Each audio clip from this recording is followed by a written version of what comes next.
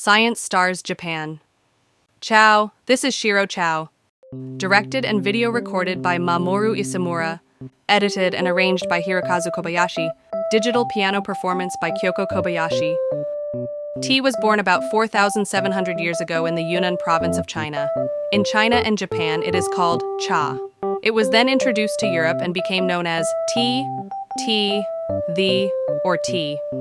I will introduce Shiro Ciao, which means let's get to know tea in Japanese. My name is Shiro Ciao.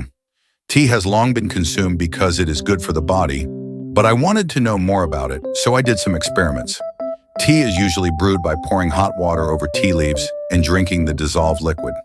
It contains caffeine, theanine, and catechin, which positively affect the human body. However, the leftover tea leaves are usually thrown away. They also contain ingredients that do not dissolve in water, such as vitamin E. And it is said that it is good to eat all the tea leaves.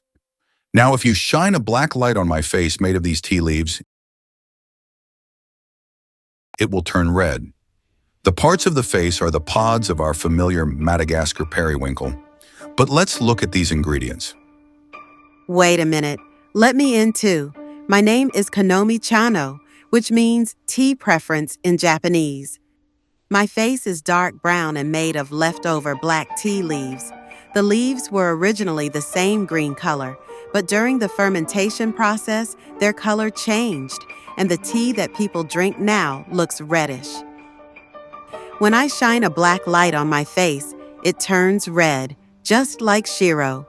Why?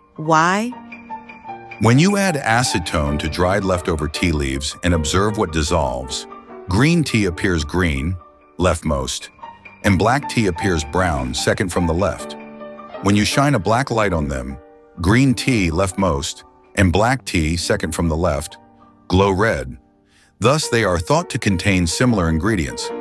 When I analyzed them using the paper chromatography method we used in Sci Stars J number 10, Pillbug's Powwow, when illuminated with a black light, 4 or more components fluoresce red, but there seems to be a slight difference between green tea, number 1, and black tea, number 2. It seems likely that these components cause Konomi's and my faces to turn red under the black light. There is a better way to separate them. Still, in the case of green tea, from top to bottom, they correspond to the substances related to chlorophyll.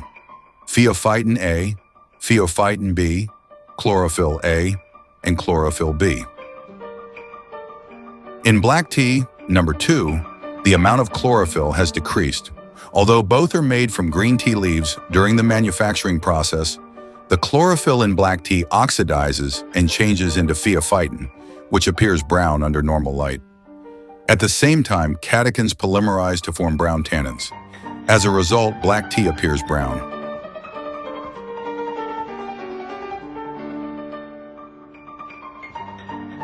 These are the pods of the periwinkle. Making an acetone extract looks light green, third from the left. But when you shine a black light, it looks like strawberry milk, third from the left. Red spots related to chlorophyll can be seen when examined using paper chromatography. But the white fluorescent spot at the origin is also worth noting, number 3. After drying this, if we continue the chromatography with a different solution, this white fluorescent substance moves from its original position, number 3. This component is thought to be the cause of the jade-like color under black light. Our familiar green leaves of geranium and selene. These are the acetone-extracted components. The 4th one from the left is geranium, and the 5th is silene, which turns red under a black light. When examined using chromatography, it was found that components emitted red fluorescence related to chlorophyll, numbers 4 and 5. The silene, number 5, showed a faint spot similar to those found in the white fluorescent component found in the pods of the periwinkle.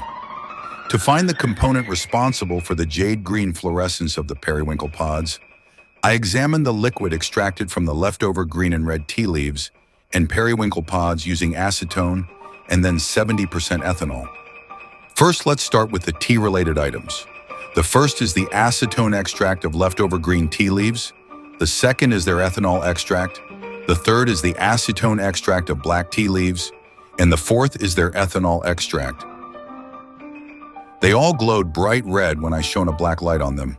The components related to chlorophyll remained even after being extracted with acetone. So how about the pods of the periwinkle? The fifth is the acetone extract, and the sixth is the ethanol extract. As we saw earlier, the acetone extract number 5 glows like strawberry milk when exposed to black light. Wow, the 70% ethanol extract number 6 glowed a jade color. When the 70% ethanol extract was examined using paper chromatography, the pods of the periwinkle contained a component that glistened like jade, right end. This component was not found in the leftover tea leaves, left end and middle. I now know that the pods of the periwinkle glow a jade green under a black light because they contain this component. The pods contain chlorophyll-related components, so they certainly look green under sunlight.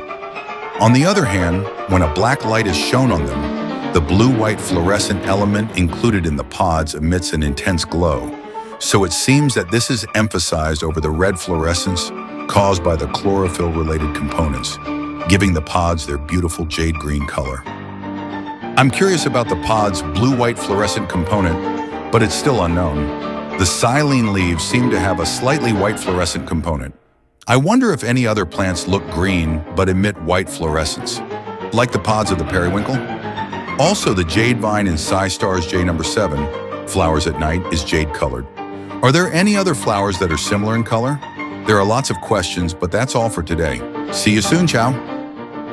Summary 1. Green tea looks green and black tea looks brown. The tea leaves left over after making these teas also look similar in color. However, when exposed to black light, they both emit red fluorescence. 2. When black light is shown on the acetone extracts of leftover green and black tea leaves, they glow red. However, when examined using paper chromatography, some of the chlorophyll in the black tea leaves had changed into brown phaeophytin. 3. In the manufacturing process of black tea, catechins polymerize to make the tea darker in color, while green tea contains almost no such polymers, which is why it appears green. 4. The pods of the periwinkle look green, but when exposed to black light, they turn jade green. Paper chromatography reveals the presence of chlorophyll, so it appears green. There is a substance that is difficult to dissolve in acetone, but easily dissolves in 70% ethanol, and when illuminated with a black light, it glows a pale blue. This is brighter than the emission of the red glowing chlorophyll, so it appears jade-colored under a black light. The question for the future is what this jade-colored component is.